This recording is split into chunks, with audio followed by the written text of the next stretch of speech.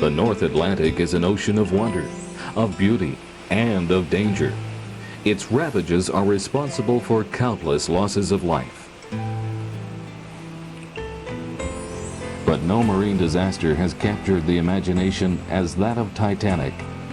This ship, measuring a full sixth of a mile in length, was at one time one of mankind's prized creations.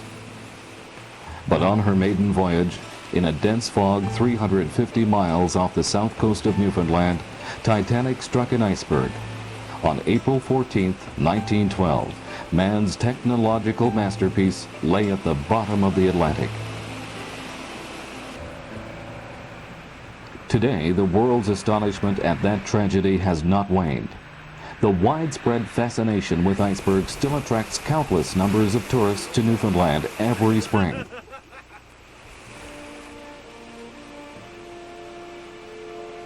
But these floating dinosaurs shed light on a story even more astounding than that of the sinking of Titanic.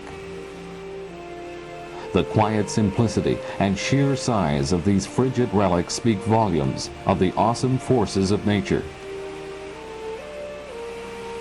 Forces that, by comparison, seem to belittle all the creative powers of man.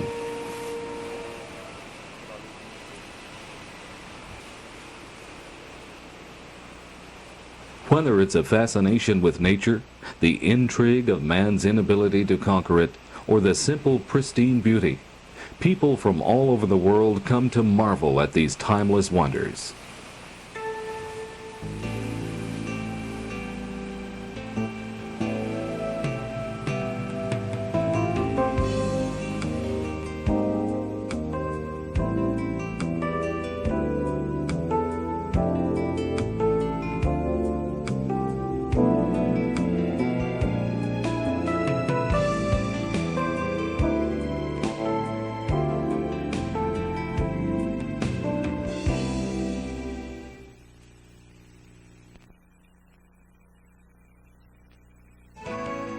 Newfoundland's history is a nautical one.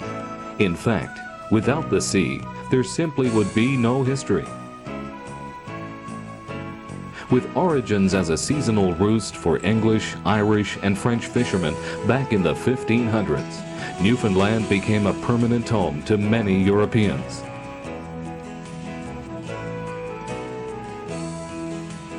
The tiny fishing villages that dot the rugged coastline are a testament of a people who know and appreciate all the sea here has to offer. So too do they appreciate the sometimes harsh realities that go along with life at sea. For 5 centuries, fishermen in this part of the Atlantic have been navigating their way through some of the densest fogs in the world, past jagged shorelines, through storms, ice, and icebergs. Modern navigational equipment has helped to lessen the danger. Today, icebergs, once cursed by mariners, offer exciting opportunities for new industry.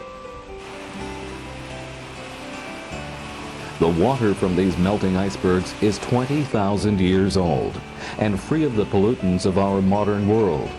Products made from iceberg water offer consumers unsurpassed taste and quality. Beer, vodka, and bottled water are just some of the new iceberg products produced in Newfoundland.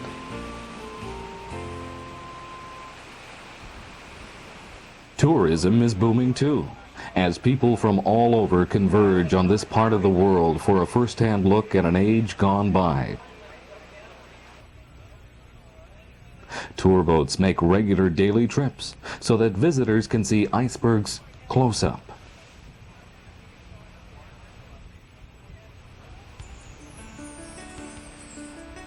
Along the way, visitors have the opportunity to sample Newfoundland's past.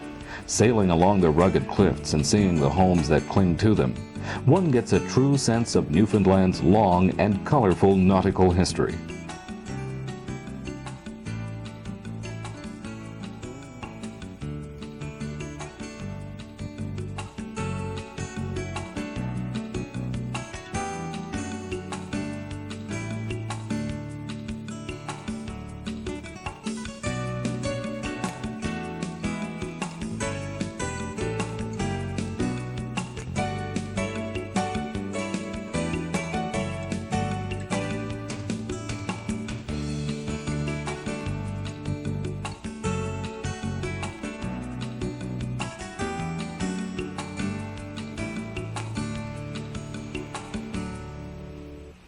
As we approach an iceberg, the magnitude of the giant begins to reveal itself. Questions spring to mind about its origins. Where did it come from? How was it formed? Why did it wind up here, off the coast of Newfoundland?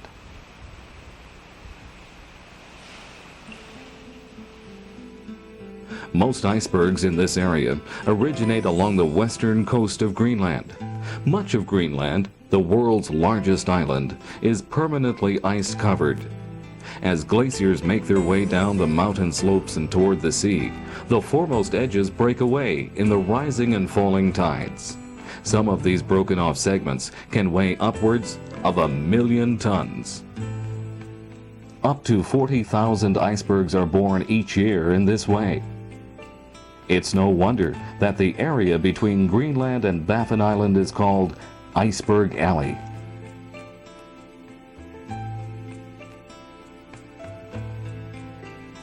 The cold Labrador Current carries the bergs southward toward the island of Newfoundland. Here they melt quickly in the warm Gulf Stream. In fact, only a very small percentage, perhaps 1 or 2%, make it as far south as St. John's on the Avalon Peninsula.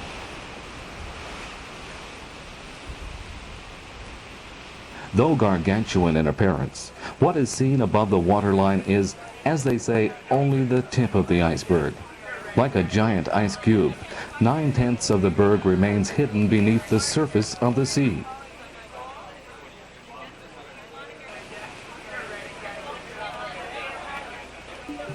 Moving in for a closer look, we begin to see cracks and crevices, scars of a nearly 2,000-mile journey. The early afternoon sun does its work to smooth the cracks and highlights a surface of glistening turquoise.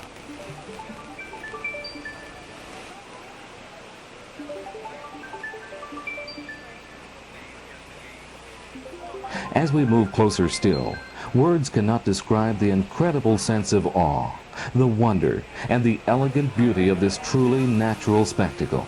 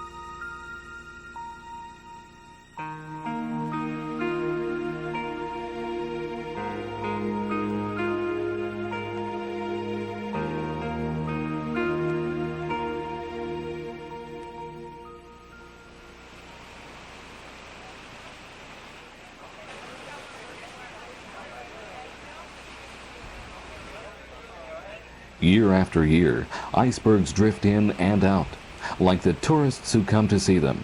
But unlike the tragic Titanic story, the adventure is always a happy one. For to witness the beauty of these Arctic sculptures is to see nature at her finest.